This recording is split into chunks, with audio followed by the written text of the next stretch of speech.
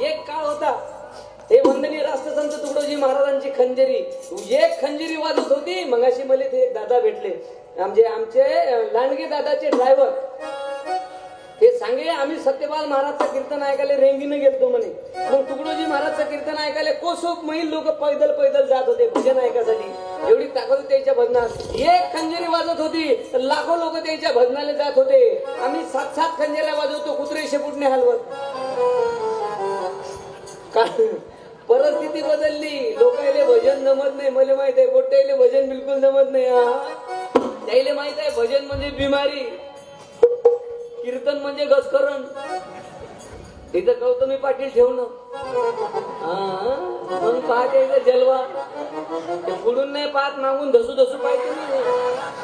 हे एवढे पोट्टे इच्छा काय हे 7 दिवस राहते आपलं भागवत मावशी. भागवत 7 दिवस, 8व्या दिवशी पुरा सत्या ना. म्हणून म्हणतो तसं नाही, इथं चांगलं आहे वातावरण म्हणा, इच्छाबद्दल नाही. म्हणून तुला सांगतो बाबू रे, नाही तर वातावरण बदललं जिकडं तिकडं. ते माया गोंड्या गावले कार्यक्रम होता वाकोडी, नागपूर जिल्हा मदनकर साहेबाचं गाव आहे. तिथं मी गेलो, तिथं दुपारी कार्यक्रम होता.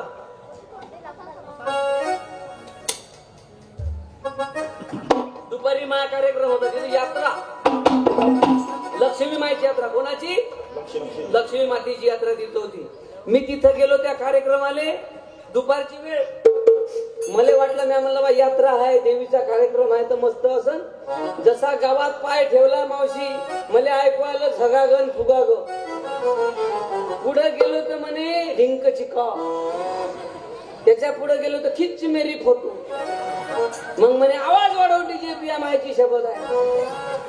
त्याच्या पुढे गेलो तर मग तिथं मला ऑर्केस्ट्रा लावणे, 4-5 ऑर्केस्ट्रे होते, 2-4 डॅन्सिंग पार्ट्या आणि तमाशे.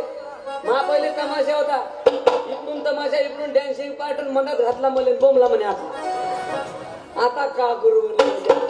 म्हणून आम्हाला बदला लागलं बाबू. एका खंजेरी लोक ऐकत नाही. हे बाय, हे 2 खंजेरीची संघटना, याच्यावर लावणी वाजते तमाशाची.